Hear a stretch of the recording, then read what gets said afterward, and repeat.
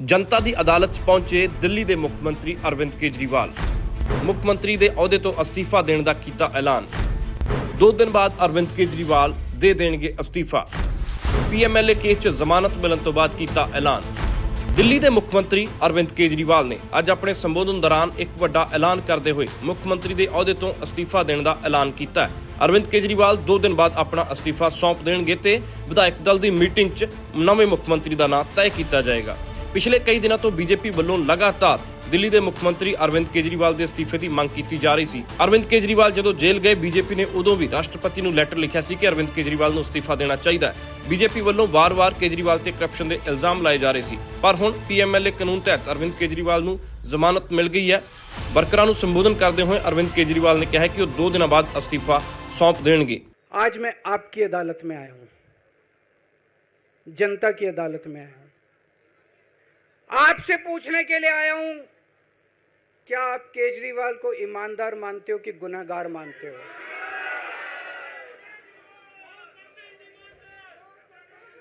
मैं दिल्ली की जनता से पूछना चाहता हूं, मैं देश की जनता से पूछना चाहता हूं कि क्या केजरीवाल ईमानदार है कि गुनहगार है? दोस्तों, 2 दिन के बाद, आज से 2 दिन के बाद मैं CM की कुर्सी से इस्तीफा देने जा रहा हूं।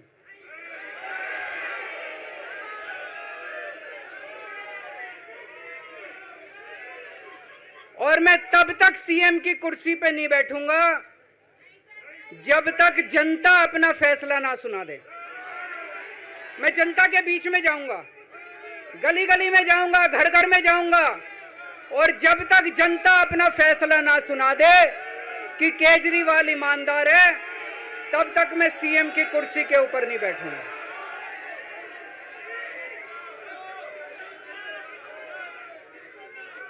आज से कुछ महीने बाद चुनाव है, दिल्ली के चुनाव है। मैं जनता को निवेदन करना चाहता हूं, अपील करना चाहता हूं, अगर आपको लगता है केजरीवाल ईमानदार है, मेरे पक्ष में वोट दे देना। अगर आपको लगता है केजरीवाल गुनहगार है, मेरे को वोट मत देना। आप अगर मेरे को, आपका एक एक वोट मेरी ईमानदारी का सर्टिफिकेट होगा। अगर आप मेरे को वोट देके जिताओगे और अगर आप कहोगे कि केजरीवाल ईमानदार है, तो चुनाव के बाद, उसके बाद जाके मैं CM की कुर्सी पे बैठूंगा। तब तक मैं CM की कुर्सी पे नहीं बैठूंगा। सीधे तौर पर केजरीवाल ने जनता नाल गल करदे होए यह भी गल कही कि जे मैं करप्ट होवां, भ्रष्टाचारी होवां, तुहानूं लगदा है कि मैं करप्ट हाँ, तो फिर तुसीं मैनूं वोट ना पाओ। जे तुहानूं मेरे ते भरोसा है तो फिर वोटां पा के अगली बार भी साडी सरकार बना दिओ, ते उदों ही मैं मुख मंत्री की कुर्सी ते बैठूंगा। उदों तक मैं मुख मंत्री की कुर्सी वाल झाकदा भी नहीं। इस गल दा उन्होंने जिक्र किया। तो केजरीवाल की स्पीच भी सुणाउने कि आखिरकार केजरीवाल ने क्या की कुछ है। फरवरी में चुनाव है। आज इस मंच से मैं मांग करता हूं कि ये चुनाव नवंबर में कराए जाएं, महाराष्ट्र के साथ कराए जाएं, तुरंत कराए जाएं चुनाव।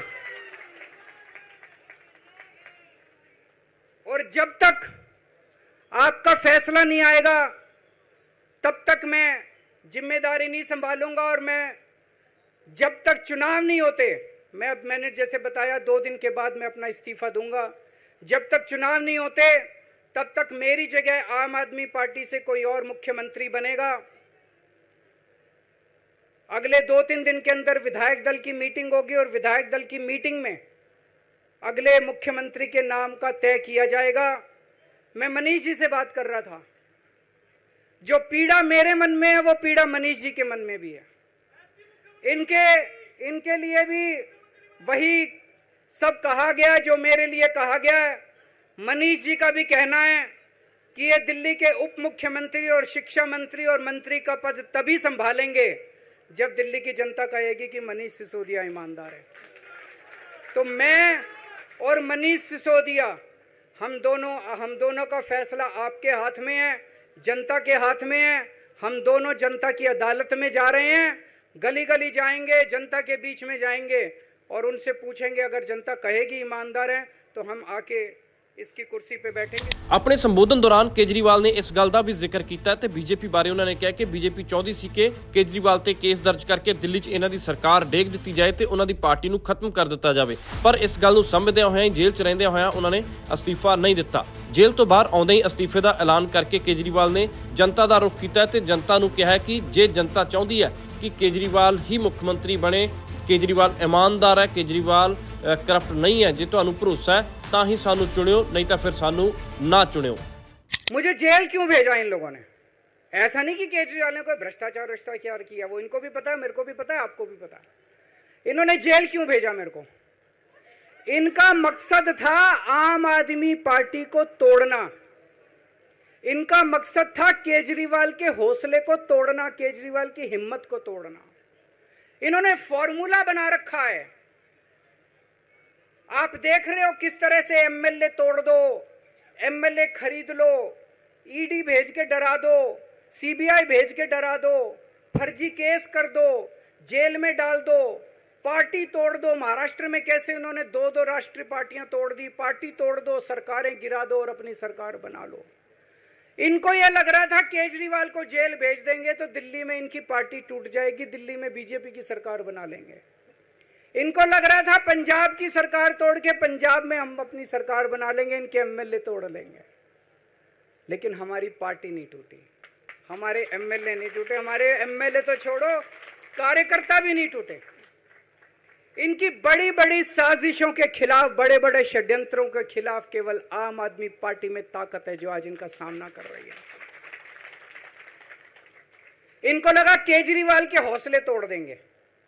आज मैं आपके सामने खड़ा हूं और मैं पूरे विश्वास के साथ कह रहा हूं कि जेल के इन 150-200 दिन जो मैं जेल में रहा, इन दिनों ने मेरे हौसले को और 100 गुना बढ़ा दिया है, कम करने की बजाय। ये लोग पूछते हैं कि केजरीवाल जब जेल में था इसने इस्तीफा क्यों दिया, क्यों नहीं दिया? जेल में से सीएम के पद से इस्तीफा क्यों नहीं दिया?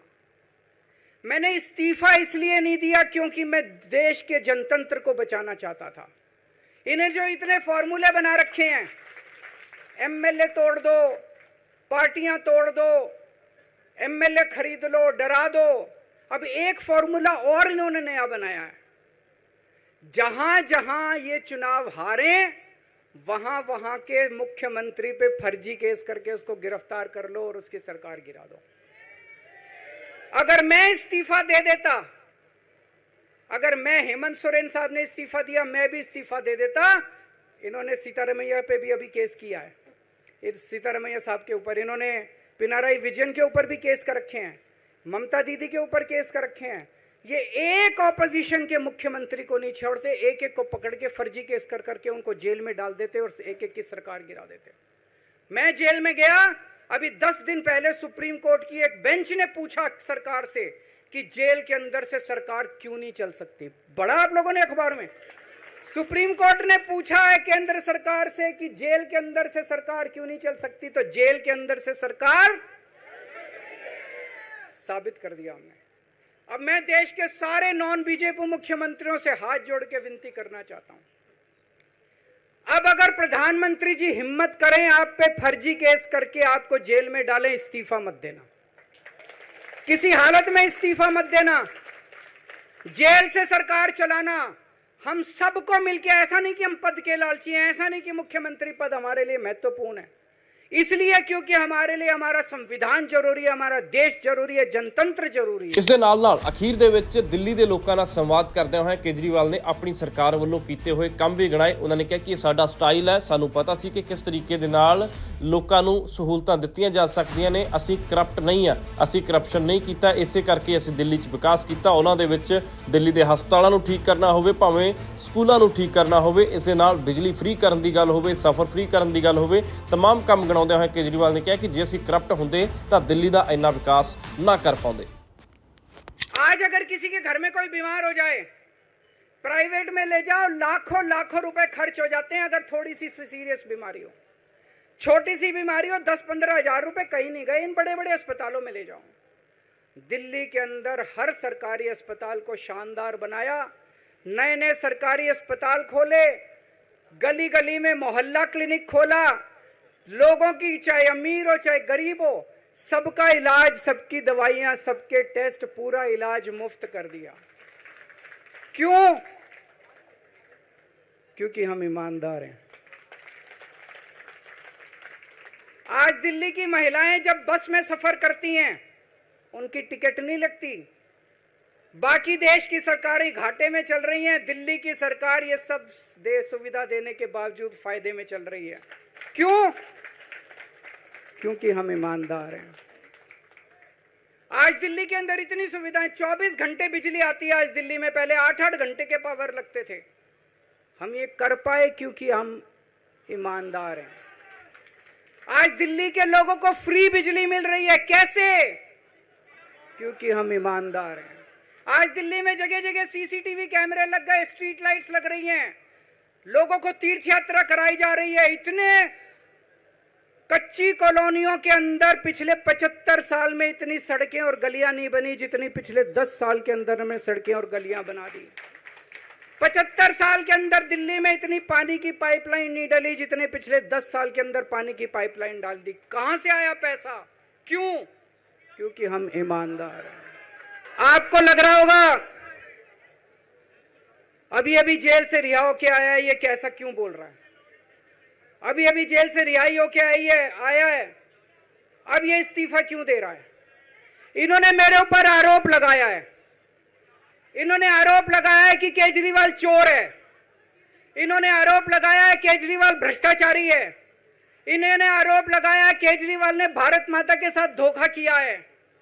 ये करने के लिए नहीं आया था मैं, सत्ता से पैसा और पैसे से सत्ता, इस खेल के खेलने के लिए मैं नहीं आया था। मैं देश के लिए कुछ करने के लिए आया था। जब 14 साल